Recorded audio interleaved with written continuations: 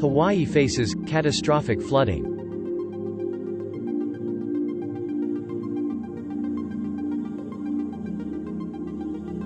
Honolulu shut down its largest water source, Interactive. Environmentalists warn coal ash catastrophe is just waiting to happen in Alabama. Video. Who can lead the change in combating climate crisis? For the full story, visit the link in the bio. To be notified about new breaking stories, subscribe to this channel and click that bell icon.